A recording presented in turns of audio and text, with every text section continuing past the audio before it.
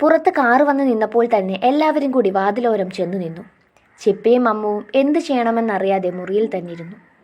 Car തുറന്ന് രാമചന്ദ്രൻ ഇറങ്ങി എല്ലാവരെയും നോക്കിയൊന്ന് പുഞ്ചിരിച്ചു. പക്ഷേ പുറകെ ഇറങ്ങിയ മഹേഷിനെ കാണെ എല്ലാവരും ഒരുപോലെ ഞെട്ടി. സുധയും ദില്ലും കൂടി ചിരിയോടെ അവനടുത്തേക്ക് ചെന്നു. എന്നാൽ ചിപ്പിയുടെ അച്ഛനും അമ്മയും ഇപ്പോഴും ഞെട്ടലിൽ നിന്ന് പുറത്തു വന്നിട്ടില്ലായിരുന്നു. മഹേഷിൻ്റെ അവസ്ഥയും മറിച്ചായിരുന്നില്ല. അവരെ കണ്ടതിൻ്റെ പകപ്പ് അവനും വിറ്റിട്ടില്ല ഇതുവരെയും. മഹേഷ് ഇവിടേക്കാണോ ഡ്രൈവറായിട്ട് വന്നത്? സുധ ചിരിയോടെ ചോദിച്ചു. അവനും അതേ എന്ന പോലെ വരുത്തി തീർത്തൊരു ചിരി ചിരിച്ചു. ആഹാ, സുധയ്ക്ക് മഹേഷിനെ അറിയോ? രാമചന്ദ്രൻ അവരെ ഉറ്റുനോക്കി. പിന്നില്ലാതെ, ഞങ്ങളുടെ വീടിൻ്റെ തൊട്ടടുത്താ മഹേഷിൻ്റെ വീട്. ആണോ? അതൊരു പുതിയ അറിവാണല്ലോ. രാമചന്ദ്രൻ ഉള്ളിലേക്ക് നടക്കുന്നതിനോടൊപ്പം പറയുന്നുണ്ടായിരുന്നു.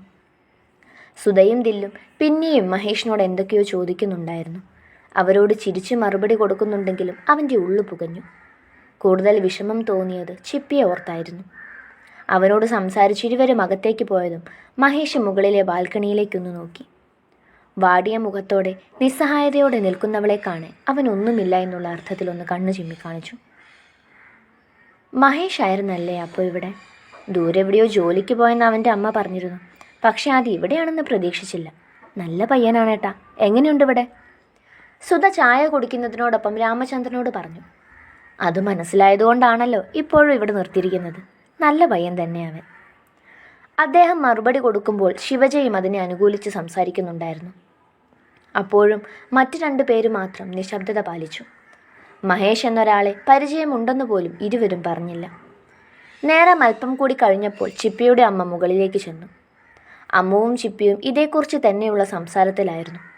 മുറി തുറന്നു വന്ന അമ്മയെ കണ്ട് ഇരുവരും നിശബ്ദത പാലിച്ചു. അമ്മുവിൻ്റെ ക്ലാസ്സൊക്കെ എങ്ങനെ പോകുന്നു മോളെ? കിടക്കയിലേക്ക് ഇരുന്നു കൊണ്ട് അവർ ചോദിച്ചു. കുഴപ്പമില്ല ആൻറ്റി, നന്നായിട്ട് പോകുന്നു. ഇപ്പം സെക്കൻഡ് ഇയർ ആണോ? ആ അതെ. നിൻ്റെയോ ചിപ്പി? പഠിക്കാൻ ബുദ്ധിമുട്ടുണ്ടോ? ഏയ് ഇല്ലമ്മേ. അവൻ അവളെ ഒന്ന് ഒഴിഞ്ഞുകൊണ്ട് അമർത്തി മൂളി. പിന്നെ കുറച്ചു നേരം ആരും പരസ്പരം മിണ്ടിയില്ല. നിങ്ങൾ സംസാരിക്കും, ഞാൻ താഴേക്ക് ചെന്നിട്ട് വരാം. ആൻറ്റിയുടെ ഇരിപ്പത്ര പന്തിയല്ലെന്ന് തോന്നിയതുകൊണ്ട് തന്നെ അമ്മു പതിയെ വലിഞ്ഞു. ചിപ്പി അവളെ ഒന്ന് കൂർപ്പിച്ചു നോക്കി. ഇവിടുത്തെ ഡ്രൈവറെക്കുറിച്ച് അന്ന് ഞാൻ ചോദിച്ചപ്പോൾ നീ എന്താ മഹേഷാണെന്ന് പറയാഞ്ഞത്? അവരുടെ ചോദ്യത്തിൽ കടുപ്പമേറി. ചിപ്പി ഒന്ന് ഭയന്നു. അത് അമ്മ ഞാൻ. ചിപ്പിക്ക് വാക്കുകൾ മുറിഞ്ഞു. എന്ത് പറയണമെന്ന് നിശ്ചയമില്ല അവൾക്ക്. ഒന്ന് വിക്കിപ്പോയി. എന്താടി നീ നിന്ന് പരുങ്ങുന്നത്? പഴയതുപോലെ വീണ്ടും തുടങ്ങിയോ നീ? അതുകൊണ്ടാണോ നീ മറച്ചു വെച്ചത്? ആ സ്ത്രീ അവളെ ഒന്ന് പിച്ചി പറിച്ചു. ഈ അമ്മയ്ക്കിതെന്താ? ദേ, ഈ സ്വഭാവം കണ്ടില്ലേ? അതുകൊണ്ട് തന്നെയാ പറയാഞ്ഞത്. മഹേഷേട്ടനാണ് ഇവിടെ ഡ്രൈവറായിട്ട് നിൽക്കുന്നതെന്ന് അറിഞ്ഞാൽ നിങ്ങൾക്ക് അവിടെ സമാധാനം ഉണ്ടാകുമായിരുന്നു. അത് തന്നെയാണ് ഞാനും ഒന്നും പറയാഞ്ഞത്. ചിന്മയെ പേടിയില്ലാതെ പതറാതെ തന്നെ പറഞ്ഞു. അവളുടെ ആ മാറ്റത്തിൽ അവർക്കും ഒരു വിശ്വാസം തോന്നി. നിന്നെ വിശ്വസിച്ചാ ഇവിടെ നിർത്തുന്നേ. ആ ഞങ്ങളെ നീ ചതിക്കരുത് അവസാനം. അവളോട് കടുപ്പത്തിൽ പറഞ്ഞുകൊണ്ട് ആ അമ്മ മുറി വിട്ടിറങ്ങിപ്പോയി. ചിപ്പി താൽക്കാലികമായ ഒരാശ്വാസത്തിൽ ഒന്ന് ദീർഘമായി നിശ്വസിച്ചു. അകത്തേക്ക് വരാവോ? തുറന്നു കിടക്കുന്ന വാതിൽപ്പടിയിൽ നിന്നുകൊണ്ട് ചിപ്പിയുടെ അച്ഛൻ ചോദിച്ചു.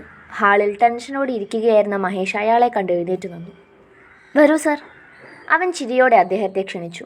നെഞ്ചിൽ അപ്പോഴും ഒരഗ്നിപർവ്വതം പുകയുന്നുണ്ടായിരുന്നു. സുഖമല്ലേ മഹേഷ്? ആ സർ. അവനൊന്ന് ചിരിക്കാൻ ശ്രമിച്ചു. താനാണ് ഇവിടെയെന്ന് അറിഞ്ഞില്ല. എങ്ങനെയുണ്ട് പുതിയ ജോലിയൊക്കെ?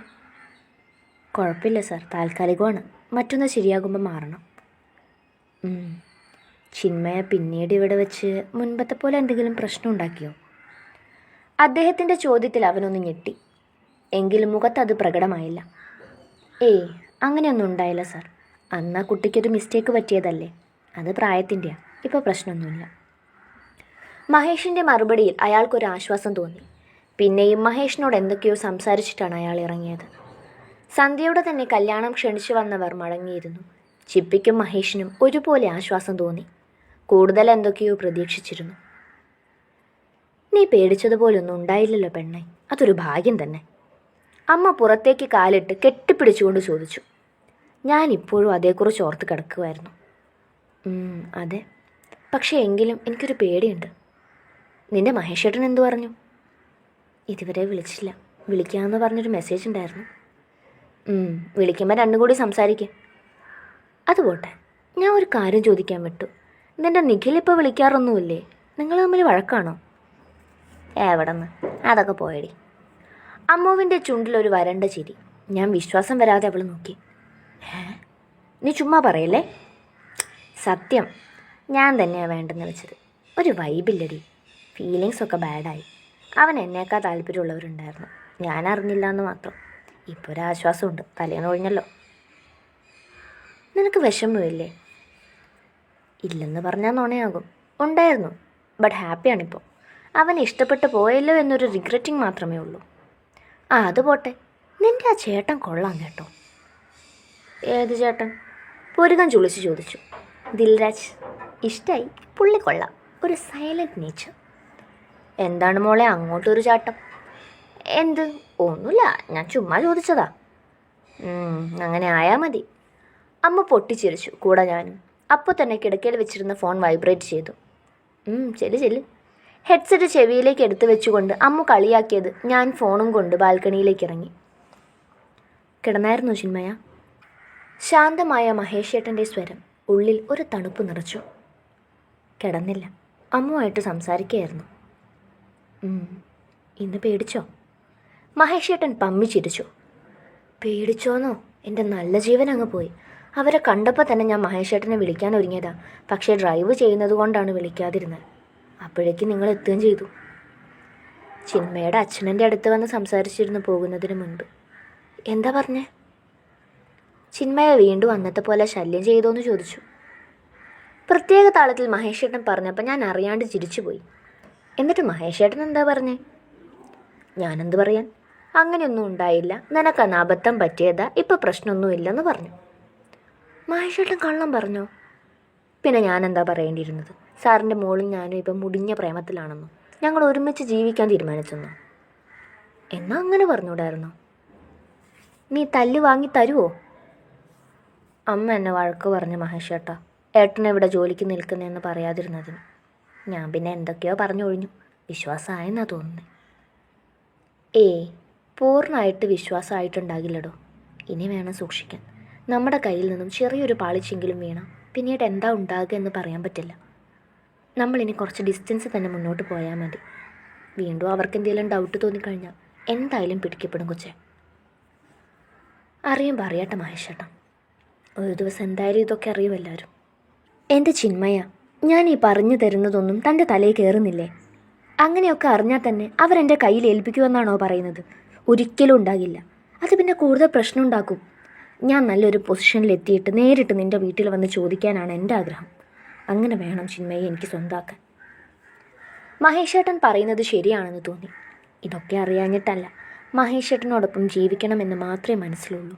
അതുകൊണ്ട് പലതും മറക്കുന്നതാ.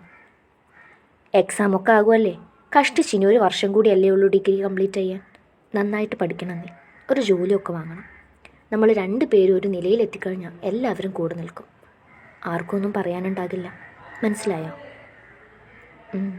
ആയി. ശരി, എങ്കിൽ വെച്ചോ. ആവശ്യമില്ലാത്തതോർത്ത് പേടിക്കണ്ട. കിടന്നോ. Good night. I love you. ആദ്യമായിട്ടായിരുന്നു അങ്ങനെയൊന്ന് മഹേഷേട്ടൻ്റെ വായിൽ നിന്നും വീണത്. ചുണ്ടിൽ നിറഞ്ഞ പുഞ്ചിരി കുറയാതെ തിരികെയും വിഷ് ചെയ്തു. ഫോൺ മാറ്റിവെച്ച് കിടക്കുമ്പോഴും മഹേഷേട്ടൻ്റെ വാക്കുകളായിരുന്നു മനസ്സിൽ മുഴുവൻ.